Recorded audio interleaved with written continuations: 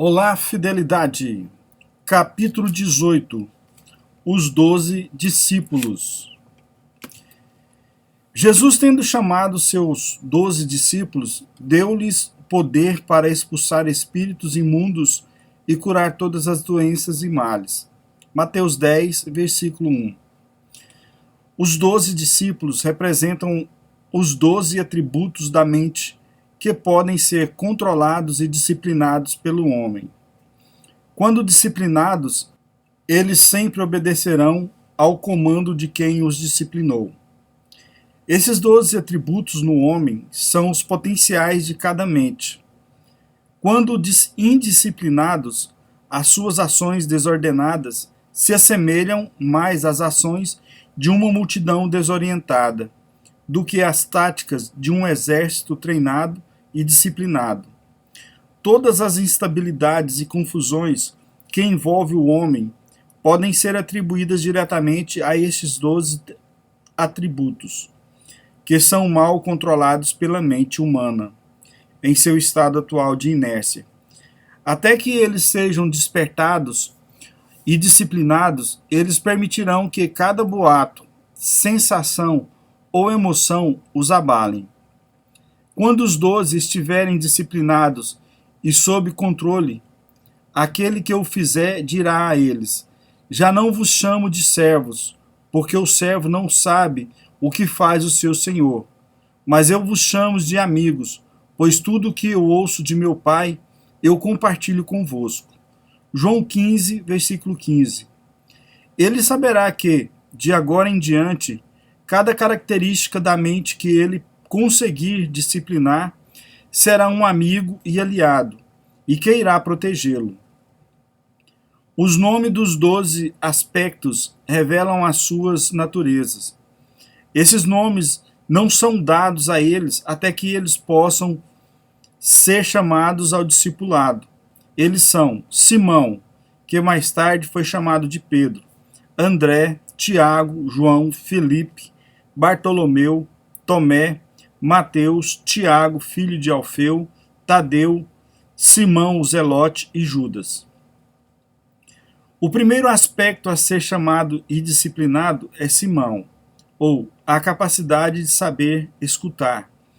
Essa faculdade, quando elevada ao nível de um discípulo, permite que apenas determinadas impressões cheguem à consciência, apenas aquelas das quais os ouvidos são instruídos a deixarem entrar.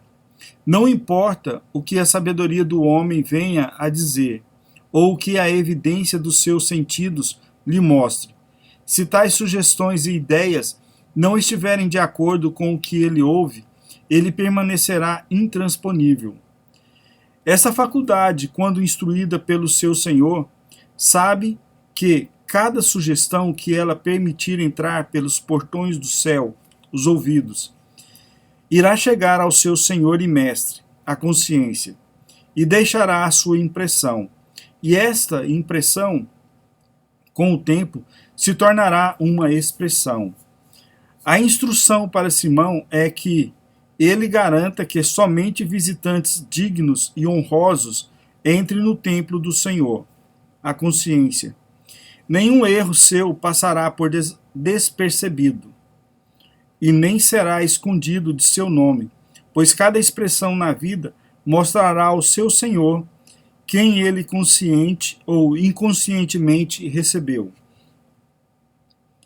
Quando Simão se mostrar ser um discípulo fiel e verdadeiro, através de seu trabalho, em seguida ele receberá o sobrenome de Pedro, ou Pedra, o discípulo impassível que não pode ser subornado ou coagido.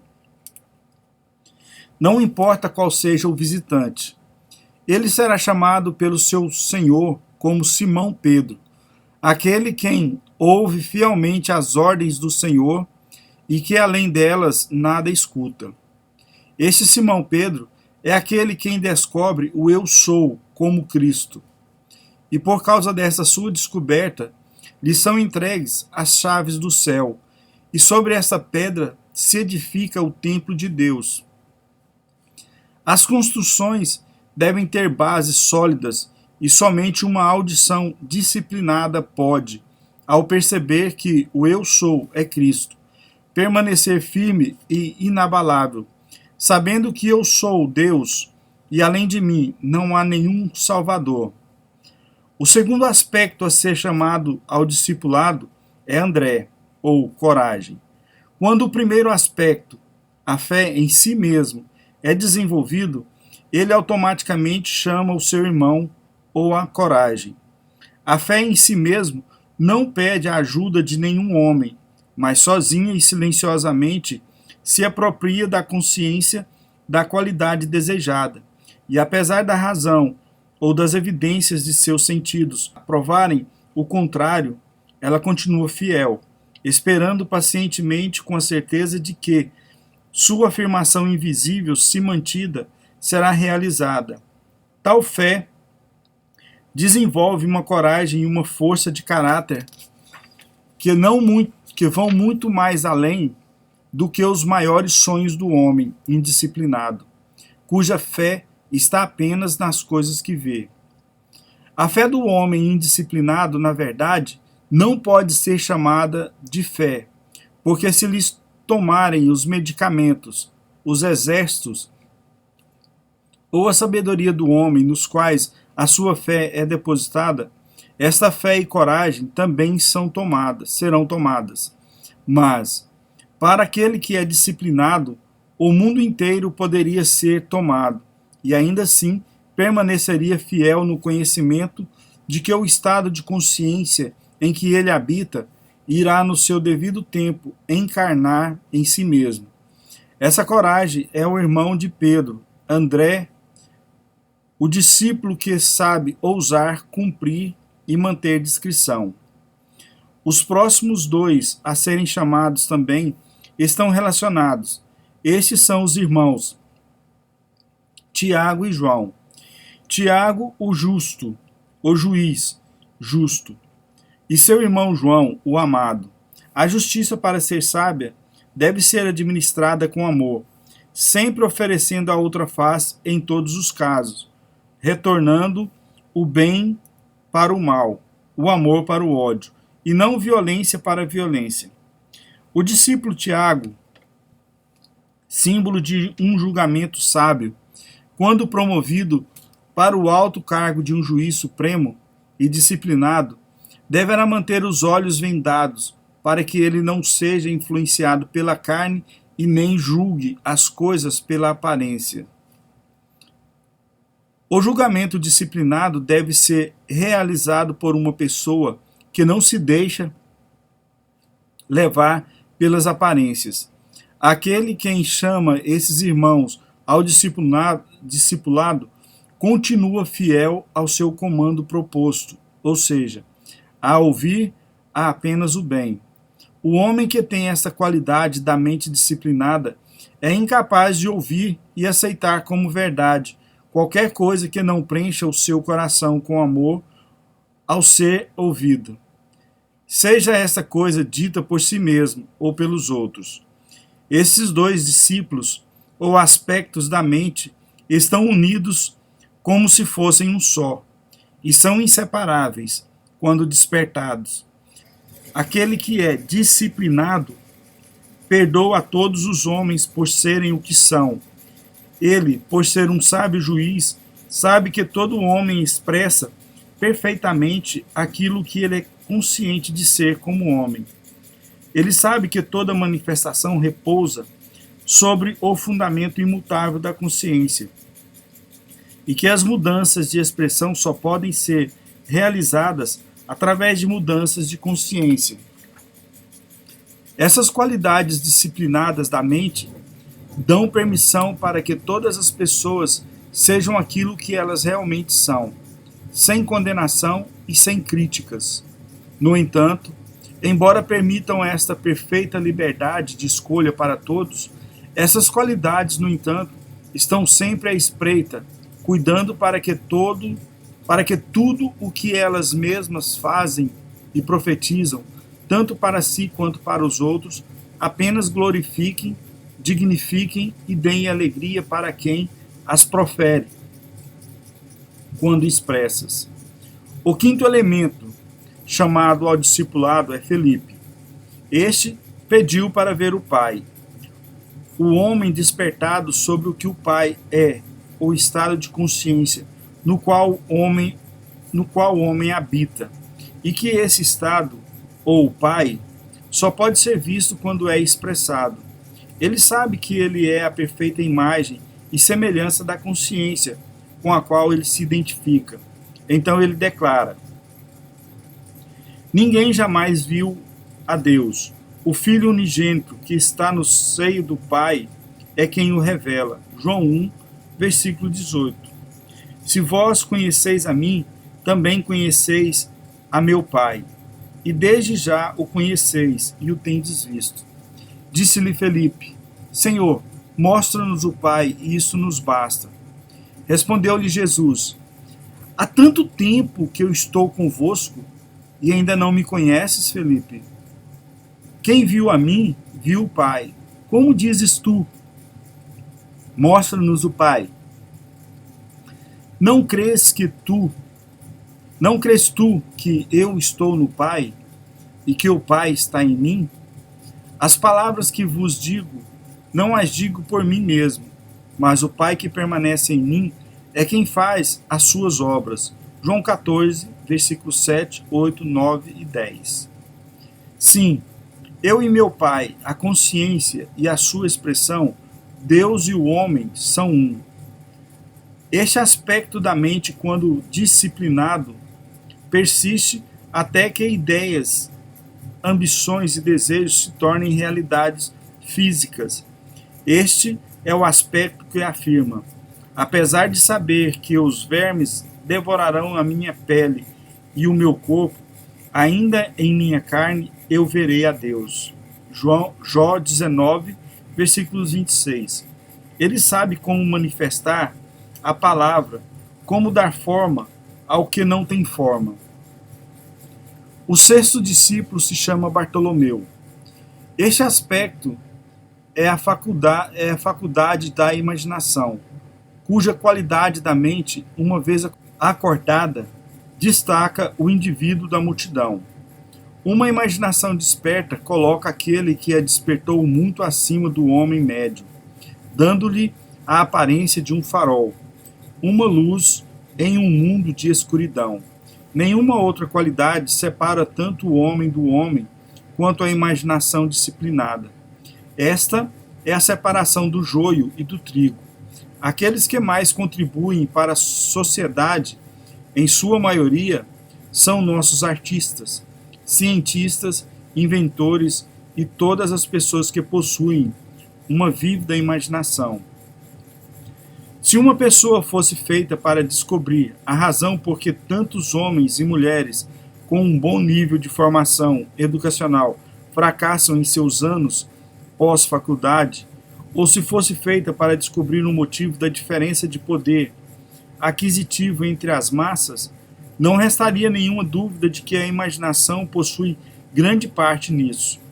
Tal pesquisa mostraria que a imaginação é o que faz alguém ser um líder, enquanto a falta dela é o que o torna alguém um seguidor. Ao invés de desenvolver a imaginação das pessoas, nosso sistema educacional muitas vezes a sufoca, ao tentar colocar na mente das pessoas a sabedoria que a ele convém. Nosso sistema o obriga a memorizar uma quantidade enorme de livros, que em breve serão refutados por livros mais atualizados, e assim por diante. A educação não é dada ao se tentar colocar sabedoria dentro do homem. Seu propósito, na verdade, é extrair e revelar a sabedoria que está latente dentro dele. Você, leitor, convoque a Bartolomeu para o discipulado, pois apenas quando essa qualidade se juntar ao discipulado, você terá a capacidade de conceber ideias que irão te elevar além das limitações do homem comum. O sétimo é chamado de Tomé.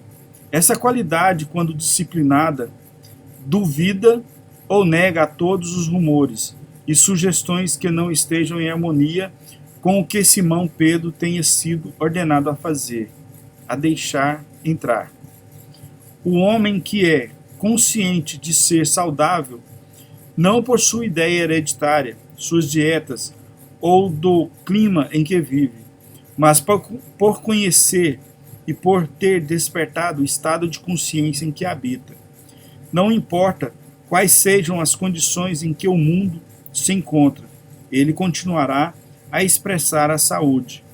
Ele poderá ouvir, ou através da imprensa, do rádio e dos sábios do mundo, que uma praga está varrendo a terra, e ainda assim ele permanecerá inabalável e indiferente.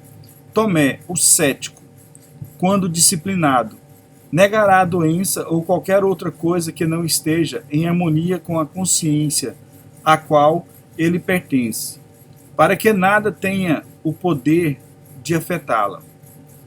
A qualidade do questionamento. Quando disciplinada, protege o homem de receber as impressões que não estejam em harmonia com a sua natureza. Ele adota uma atitude de total indiferença em relação a todas as sugestões que são estranhas ao que ele deseja expressar. O questionamento disciplinado não é uma luta ou um esforço, mas sim uma total indiferença.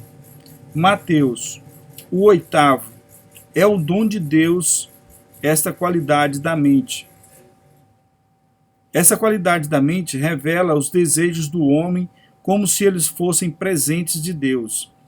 O homem que chama a este discípulo para si, sabe que todos os desejos do seu coração são um presente do céu, e que eles contêm em si o plano e o poder de sua autoexpressão.